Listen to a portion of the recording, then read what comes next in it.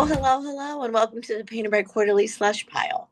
We are so excited that you're here today, and we hope we have some new listeners. We were at AWP and passing out stickers and chatting people up, and people love the idea of this show.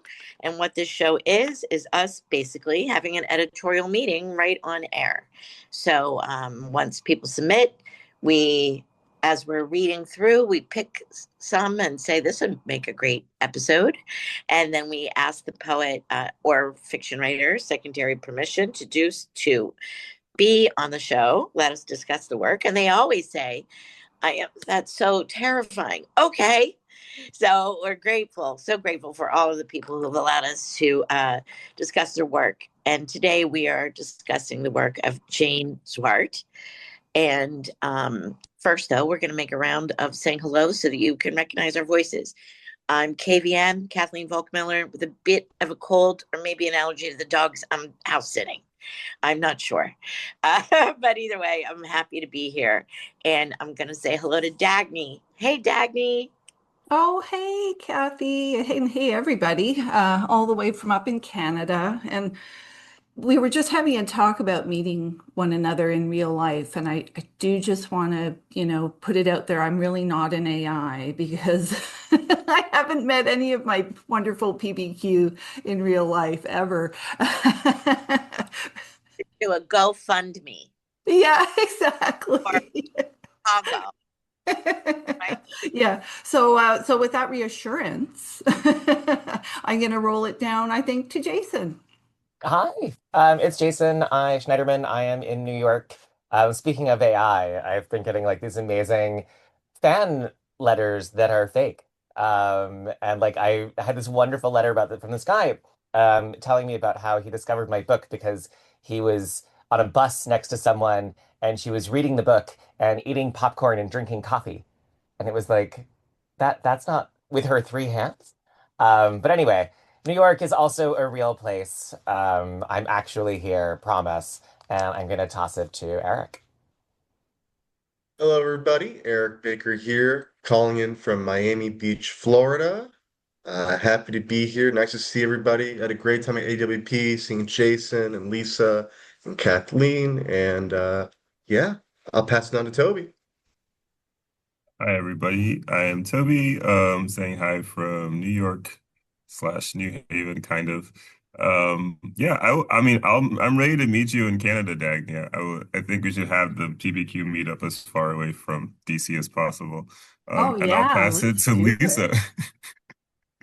I'm all about that. Let's have some maple syrup. Let's all have a road trip and go meet Dagne in Canada. That sounds marvelous. Yes, I'm Lisa Zerkle. I'm in Charlotte, North Carolina, and I'm very happy to be here with all these PBQ folks and to welcome Eric for the very first time to our pod. Very exciting. And yeah, I'll pass it back up to KVM so we can start to talk about poems from Jane Zwart. Yeah, very exciting. We have three poems. One's a little longer. They're all skinny, and the other two are short. And I'm saying that to also be able to tell you, you can go to pbqmag.org and go to the podcast page and see these poems. So you can read along, read before we start, whatever you'd like to do. So we'll just be quiet while you go read. Kidding. All right, who would like to read the first one? We have Inheritance. Somebody need to be voluntold. Got a I volunteer will jump someone. on in. Oh, Oh. All right, arm wrestle. Go. No, Eric, it's you. Can't do okay, that. that's it. All right, Jason, let's let Eric start off hot, just like he did at AWP. You'll do the next one, and Eric's got this one. And welcome to the slush pile, Eric. Thank you so much. Thank you so much for having me. Inheritance for Janet Knoll. I took the china from occupied Japan just as my uncles took seconds of corn. It wasn't about taste or want. When it came to last helpings, the starving children were conveniences, the tureen gratuitous. And if they were about wanting, Janet's divestments, wanting was nothing so forthright as hunger. My uncles eating for two, themselves and their mother, my wishing that teacups edged in corsage were my cup of tea, or reared to hoard and abhor waste, my grandma is berating herself for an ingrate when each windfall knocked the wind from her, the handsome earner she wed, the sons they made. My grandma didn't dare ask for more, and God knows she didn't dare ask for less. There are reasons, of course, some in an expansive mood she could name. Hunger, her father, and from that summer so hot no one slept, one extravagance to drive, windows down for the relief of a breeze. From her my dad learned to waste nothing. But on what more to ask of life, she left no instructions. So my dad cannot say what he wants for his birthday. Instead, he'll tell you he has all he needs, as if need were the whole of deserving, as if all the years' wisdom were getting on with what was. And from him, I learned waste nothing, get on with what is. Of the heirlooms, these come in handy. Still, if they were about wanting Janet's divestments, they were not about choosing, though, in the end. My grandma had enough of pretending that what she had was enough, and asked her sons to brush her hair when it didn't need brushing, and left the corn on her tray. Hold my hand, she told me, then slipped in and out of knowing. I held her hand until she slipped out and back into her father's car. Its windows were down. And I'll tell you, the breeze forgave everything. Hunger and waste, want and wanting things to be otherwise. Betrayal, the mural, even the mezcal, even the time we sipped it from our Noritake when no other glasses were clean.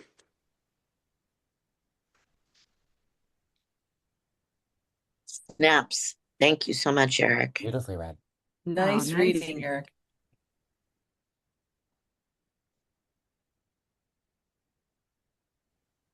Now, Slushies, you're going to hear the sound of thinking. Well, I think just something for our notes right away before we actually dive into the poem is that right away I was reminded only in a light way, not in a heavy way, with Hatter's Inheritance by Michael Montlack, who we discussed on the podcast recently. And in that poem, there's a mother with china and teacups to pass down. And I enjoyed that echo.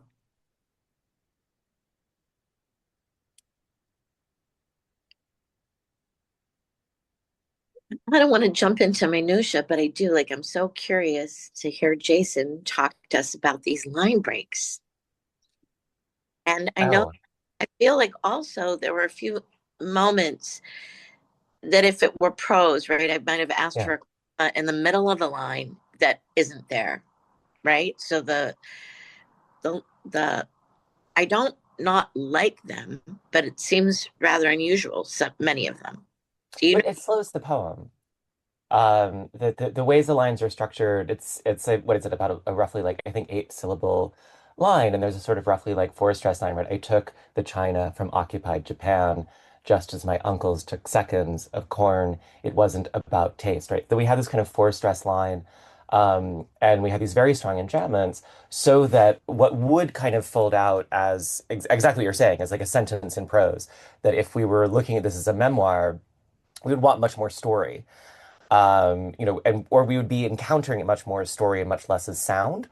And so the ways in which the lines kind of parse out the sentences in a certain way, I think it actually sort of makes the story a little bit harder to take as a story, that the kind of the narrative is being looped back on rather than kind of unspooling straightforwardly as it might in memoir. And I think at the end it works really beautifully. When I get to the end and the grandmother is slipping in and out of the past and the present and the car and the spaces, there it makes a lot of sense to me.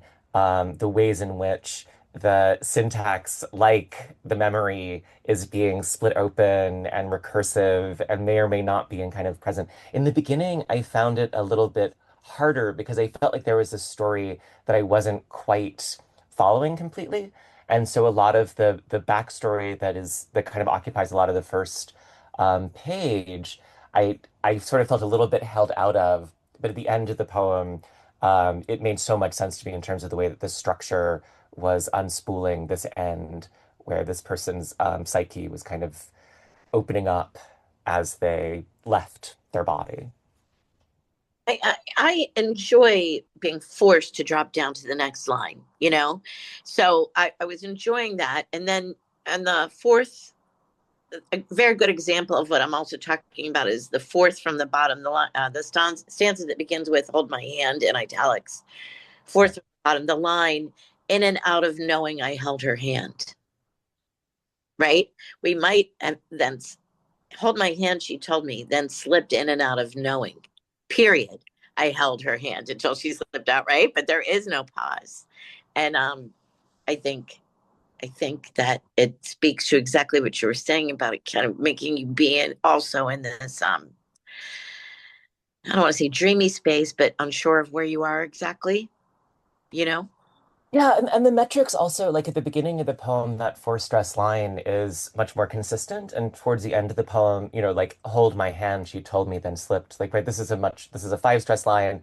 The breeze forgave everything, right? That's really a very strong three stress line. And it actually kind of has a little bit more room. I'm making a hand gesture of opening and contracting. That there's a kind of anemone quality to it, where it has a certain sort of lilting rhythm that is quite different than I think the beginning, even though the lines, don't look that different towards the end.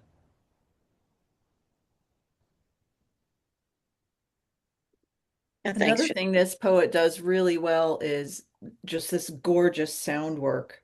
Um, this kind of internal rhyme that we see early in the poem. Reared to hoard and abhor waste, my grandma's berating herself for an ingrate. I just love the way those sounds echo throughout the poem. Do other people know what a Noritake is? It seems like a really important It's the brand reference of in the. China. Okay. Yeah. It Yeah. it it was made to be kind of for everyone, Jason. It was, Okay. meant to be like a widely available everyday China. Nice. Yeah. Like the Volkswagen car. Right. For the Yes. people. For the people. It's interesting. For I the want people of to Hitler. yeah. I want to echo some of what Jason was saying. I think for me that the poem really started to cohere after kind of if you have a printout like I do after the first page of stanzas, when you arrive at "But on what more to ask of life, she left no instructions." And for me, what everything that kind of follows after that, I recognized more, and I could see kind of the interplay of memory and inheritance and behavioral patterns that get passed down. I was thinking about other reasons why I found the first stanzas hard to get into. And I think even for me in that second stanza, when it came to last helpings, the starving children were conveniences. I think in the day and age in which we live, where starving children is like shorthand for the news, it distracted me. And in the context of what I learned this poem to be about, I just wondered if a language change there would have helped, like the ravenous boys, which would have connected it back to the uncles. immediately. I mean, I think we all experience different moments in a poem that we're discovering for the first time, things that might trip us up. But for me, that's one that I noticed. And it made me wonder about that possible change of language. Dagne, that phrase in particular served to place me in the time of this Mm, poem, like yeah. an earlier time when these when the uncles would have been children, Hmm. which when that instruction would have been commonplace to finish your meal because Yeah, don't leave there are starving anything. children in other countries, you know. Yeah, So yeah, that yeah. that like the China from occupied Japan was a time marker for me. And I realized that would not have been that wouldn't be the choice of language we'd use now, but it No. certainly And placed me in the moment of the poem. yeah, yeah. See, that's interesting. I can totally see that. I mean, I want it to be more anchored in the occupied Japan or the Noritake. There was something about the way in which they kind of show up at the beginning and the end, and they're familiar. I mean, like, these are not obscure references to World War II by any means. Um, and yet, I feel so much more anchored in um, the grandmother's life, and these kind of bookends of the poem don't anchor me to her. Like they felt like a reference that was, and I understand, that you sort of have a tchotchke or something in the house that has this kind of symbolic meaning or this weight that maybe doesn't that kind of requires explanation in later generations, but is sort of transparent to the people of the time.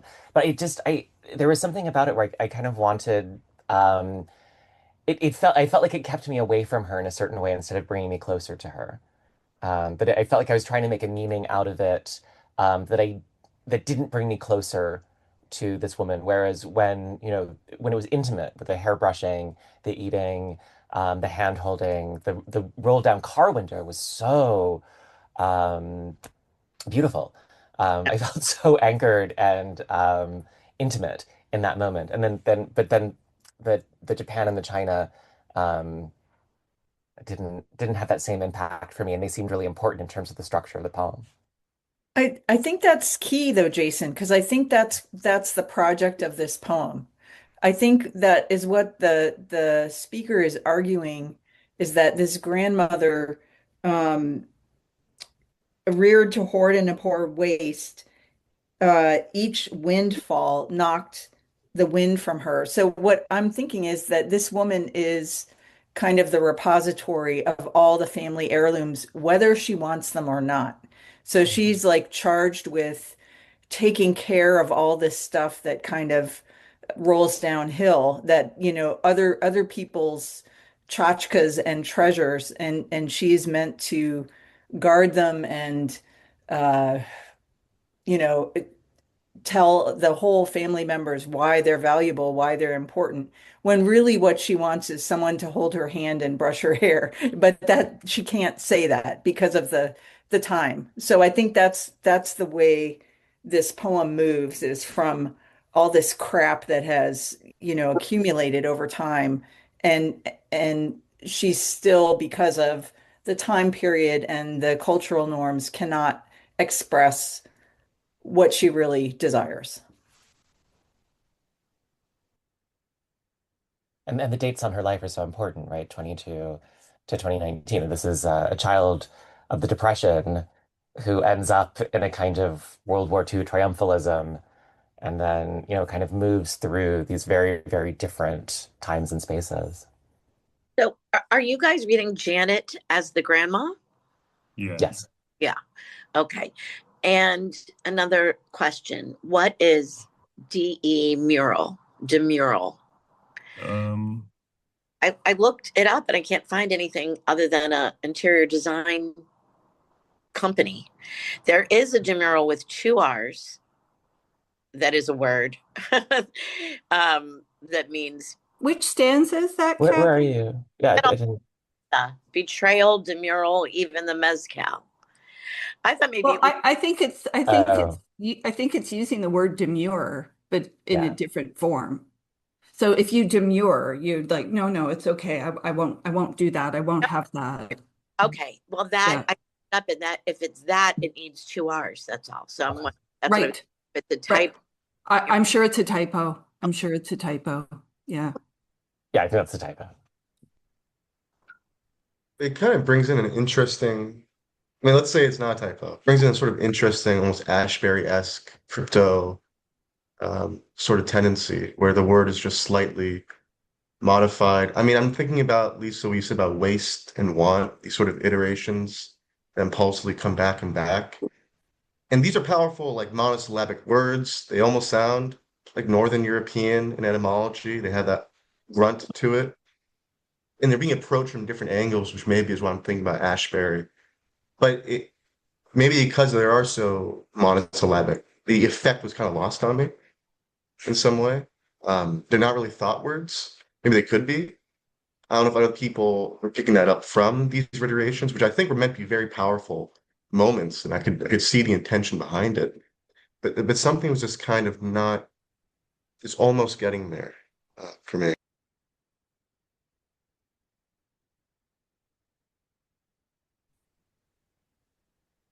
I think maybe one way I can engage that is how much, and this is a question that I actually have been asking myself a lot because I my brain has been generating these like I guess close to cliches, but how much can you engage with the phrase waste not, want not before it becomes like a overly familiar or overly,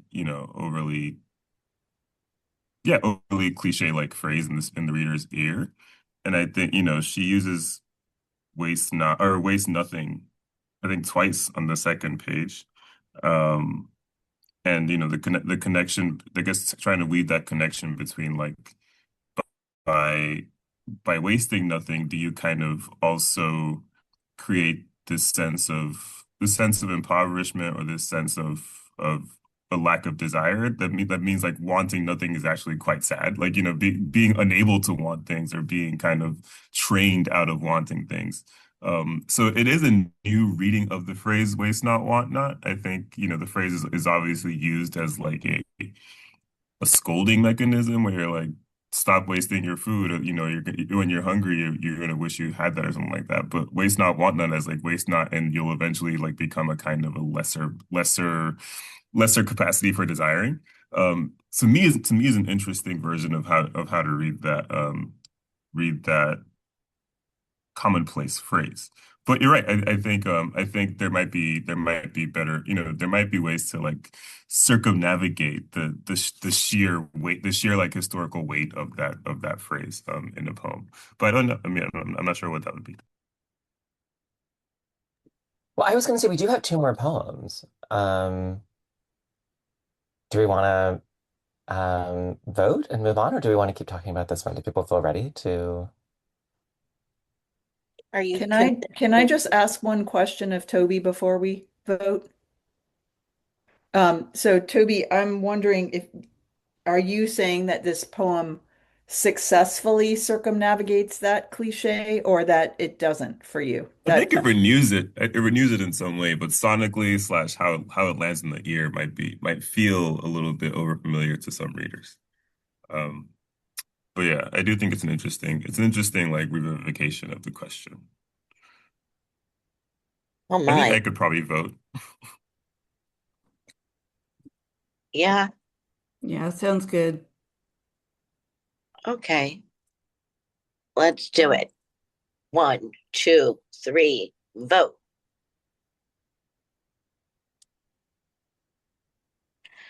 And this is not going to happen, but we've got two more poems to read. So let's see what we've got next. And Jason's in the queue to be the reader. All right. All right. Thank you, Jane Zwart. I steal from children who do not hide their tests with a forearm, and I steal from those who do. I steal the soft readout an arm makes around a field of tents, their calculable heights, and I steal the stick man, roughing it in a lean-to of unknown hypotenuse. Of my son's wonder, I'm the chief plagiarist. Of their neologisms, the unauthorized scribe. Without asking, I borrow a kid's ardor for tire swings, his grief for lost dogs. I steal what I've mislaid, the art of startlement, the art of artlessness. Oh, nice, Jason. There's a I word you love don't. that opening image. Sorry, go ahead, I, Dagne. Sorry. no, no, no, no. Redoubt. I just love seeing that in a poem. Like, and it's perfect. It is so, Yeah. so perfect. I was just like, oh gosh, that's genius.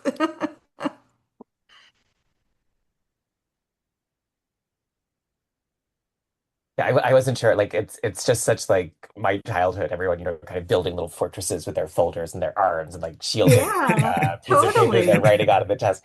And it was just like it was so beautifully evoked. I was just like, and the idea of stealing from them, right? That like they do need this fortress. This fortress is important, but I'm breaching their defenses.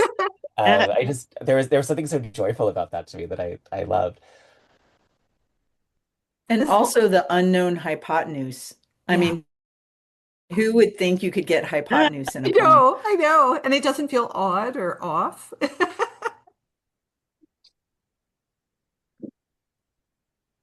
And I And have this to is say, as a mother too, reaching of my son's wonder, I'm the chief plagiarist of their neologisms, the unauthorized scribe. Without asking, I borrow, and I was just like, my head is just like nodding, nodding, nodding. The recognition was huge. And that's a gesture that I wanted to note, Dagne, because I think this type of poem could easily slip into the sentimental, but I think the initial claim of a crime, I steal from children, is such a surprise and a bold statement that it veers us away from the sentimental. It kind of tempers Absolutely. that feeling. Yeah. Yeah. It's so kind of fresh and ballsy that it's like, oh, okay. And and I'm going to use the word differently. I like the sentiment of this, and the sentiment in the last stanza. I steal what I've mislaid, Mm, what I've forgotten about since I'm the adult now, right? I steal what I've mislaid. I love thinking of those kinds of mislaying it. Like it's still with you. You have it. You can pick it back up. oh, yeah, yeah. No, I love that. I love that. And that ending, the art of startlement, the art of artlessness, that is not easy to say, and yet it's perfect. It makes a lot of sense, and I love the sound work in that. Or Yeah. And this is actually a shorter line. I mean, this is a 2 to 3 stress line. But here, in our part, I also do think it's a much shorter poem with a much tighter focus. And so it works so beautifully to kind of slow everything down and to kind of focus each image in a way that we can kind of stay with things where it might kind of move by too quickly if we had this in prose.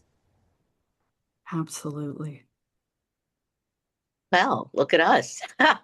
We're talking about the other one, and here we are being somewhat smitten and speaking less. Um, It's hmm. a very convincing piece. I don't get tripped up anywhere. Yeah.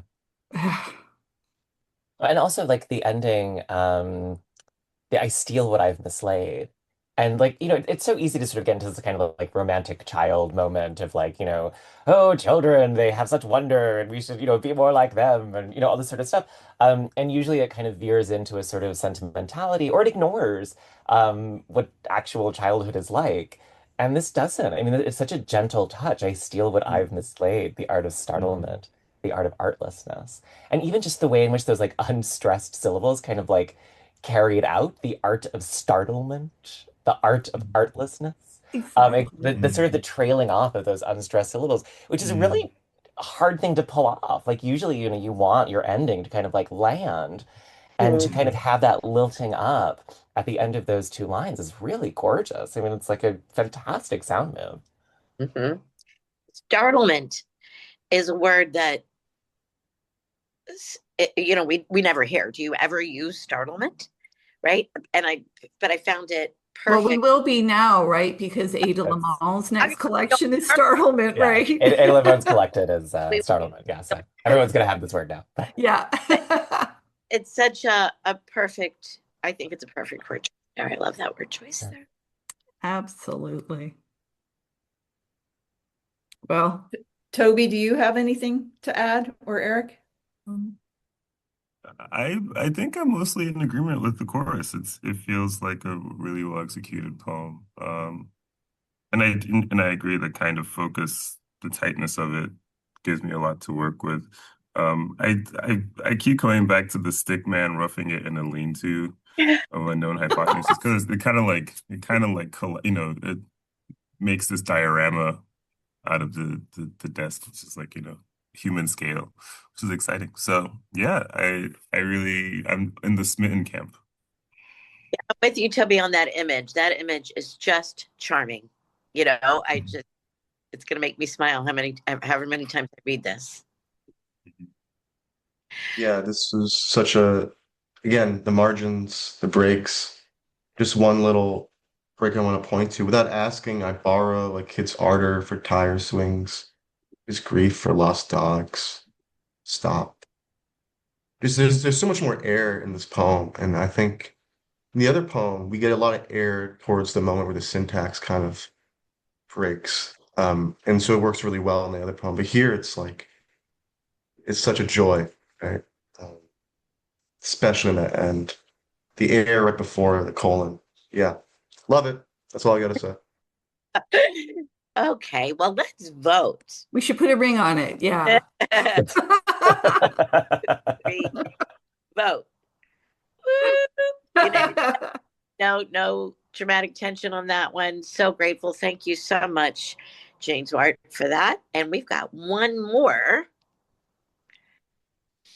rabbit redo. Who's doing it? I can read it, but is this word redux? Or how do you pronounce that word? I pronounce it redux. Redux. All right, let's do it. All right. Rabbit redux. Not spring, but its fickle scout. From the park, the smell of skunk and the skunk of weed. In gardens, exhumed saints and righted gnomes. Robin redux, rabbit redux. Season of small resentments. The hassle of jackets, the discrepant grass. Of pent-up revving, of soft-serve soft openings. Season of ephemerals. The old bundled as if for the tundra. Season of warblers, the young rouged in Dandelion, riding the oaks bareback. Nice. Thanks, Toby. I actually went to the dictionary because I thought that Ada had actually made up the word startlement, but she didn't. It goes back to the 1800s. But I did also check it. It is redux. Yes. Yeah. The older Redux. pronunciations are redux. Thank you. Yeah. And Dagne also asked me maybe about the it might be the perfect poem for this crazy weather we've had too. yeah. It's one of those words that you read and never hear. People don't use it in speech. Now, quickly, this poem title, it's the same title as the John Updike book too, Yeah. right? In his series, but I don't feel any sense of connection to that. I think it's just the poet taking this phrase and doing their own thing with it. Because right away I was like, oh, do I need to know something about I need to read, here? Well, except that his novel's about, the life in the suburbs. And I feel like this has that kind of family neighborhood connection loosely, maybe. Okay, fair. I don't think it's I haven't read the novels. Oh, yeah. I'm not, I haven't read Updike's work. I just know of it. So thank you. That's helpful. Yeah. I love soft serve soft openings. Yeah. She does some of the most wonderful wordplay. I'm going to admit my ignorance yet again. What's the last phrase? The young rouged in Dandelion riding the oaks bareback. My sense What? of that phrase is that it's describing birds on branches. The birds. So the warbler is I don't know what the young warbler looks like. Let's Google it. The young warbler it has like yellow feathers. So I guess the dandelion is the So image rhyme for the yellow feathers. all of that is the birds, the Yeah, warp, it's all the Yeah. bird. dandelion, and Yeah. writing bareback. Okay. Yeah, great images in that. hmm Yeah, Yeah, it is Rouged and odd to use rouge Dandelion. for That's yellow. awesome. Oh yeah. Yeah. It is odd to use rouge for yellow. Yeah, I thought that might be a red bird, and I was like, wait, dandelion. Yeah, it makes you think of Um, robins, but I mean that's what dandelions do. They're kind of sticky and rub off on you, and it's actually perfect. Yeah, and I want to go back to the soft serve, soft openings, and then you get season of ephemerals. I love that because especially where I live, but I think a lot of us have this experience, spring to winter, winter to spring. You kind of go through this dancing period, and I just love everything that's packed into those very soft sounding words and very brief about that dance that happens. The pent up revving. The pent up revving, yeah. I also like that the syntax almost mimics the kind of stopping and starting of spring. I don't know that the first stanza has a full sentence in it, but it has these like gestures. Jason will be able to like actually sentence diagram this, but it seems like, not spring, but it's fickle scout from the park, the smell of skunk and the skunk of weed. In gardens, exhumed saints and righted gnomes. There isn't really a predicate or like a fulfilled action, but just like flashes of like imagery, which I think are really, really kind of a beautiful way to set up how spring sets itself up. And the kinds of like flashes of images you see amongst like mud and ungrown grass and like the occasional Sure. sprout or something. So Yeah, I thought the syntax was really interesting and it seems like maybe the last sentence is a full sentence, but for a while you kind of are in the space of uncertainty I about like how a sentence will gestures, conclude. Toby. That's a perfect way of putting that. Yeah. Yeah, there are no sentences here. And I No thought sentence. if you were going to have a teaching moment, Jason, talking about rabbit redux being a post-positive adjective, the it seems like a perfect moment. I'd never heard of, I know what they are, I recognize them, but I'd never used the term post-positive adjective before. Oh, I'm not familiar with the terminology, but yeah, if you put the adjective after, like in English, you're supposed to put the adjective Yeah. first, but you can put it after and it's still intelligible. And it's one of those. Um, Now you're gonna make me talk about the five grammars. Sorry.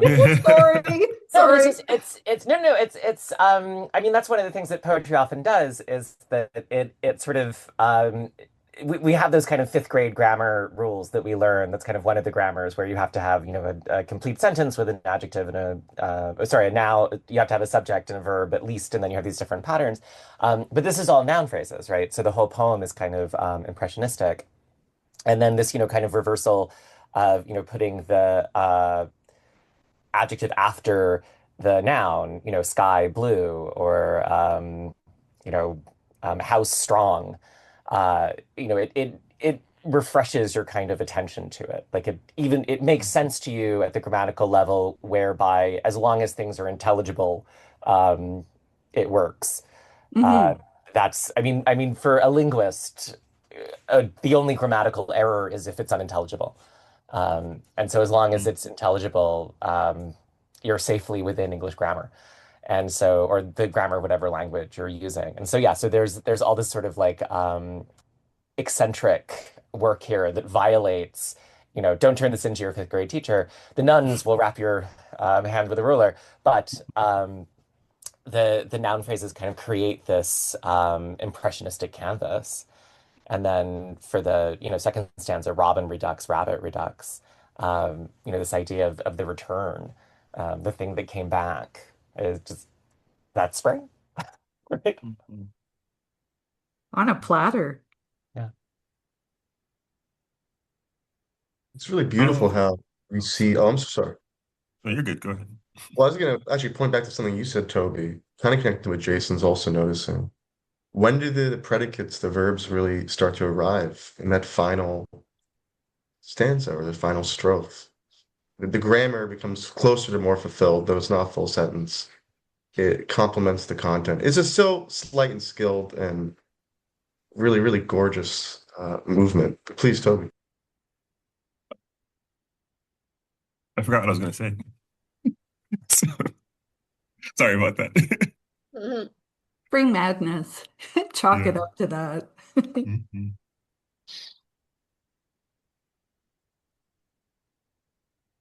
I'd like some spring. Oh, yeah, I'm ready. It's, New York does not seem to be we had that little false getting spring. It there. was Yeah, so bad. I was like, oh man, 65 yeah. degrees last week. It was nice. 80. Um, We were in the 80s at one point. Not in mhm. New York.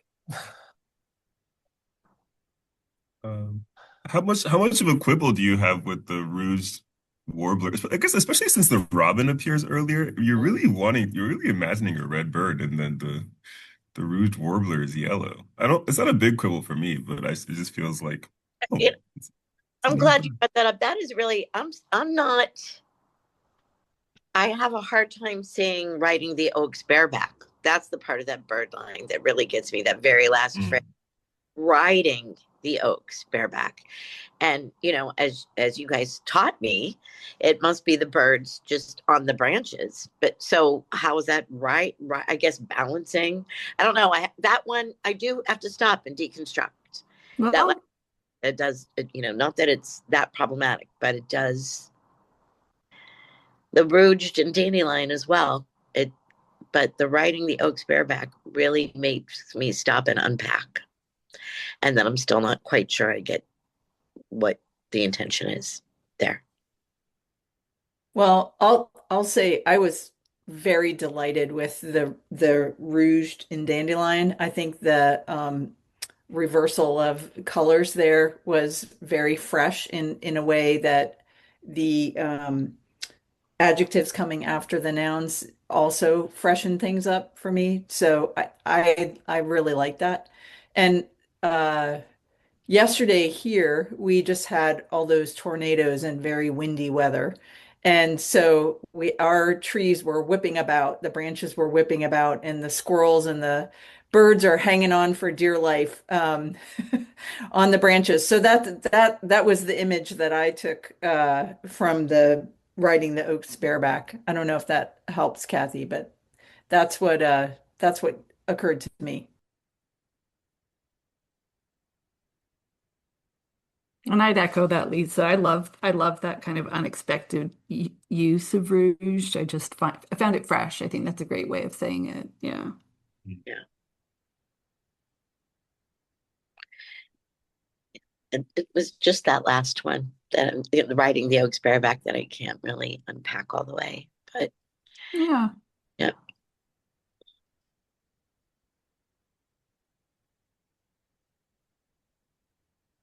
By the time I got to it, I trusted it. Like, there's something a little bit like, as opposed to what? Like, the warblers are going to be in saddles. Um, but I don't know. Yeah. I was sort of far enough in that I sort of trusted the eccentricity. Mhm. Yeah. I I think think it's also a counterpoint to the old bundled up as if for the tundra, which Mhm. the image, I think the image that came to me was, uh, you have the older people like still bundled up with their hats and scarves, and the very first warm day, the younger people are out there in shorts and tank tops, even if it's still 40 degrees, they're just so hungry for spring, they're just gonna brave it. Yeah. So I think that was the image I took from it, and to have it relate to the birds made it even more charming. Hmm. yeah. Mm. Are you guys thinking we should vote?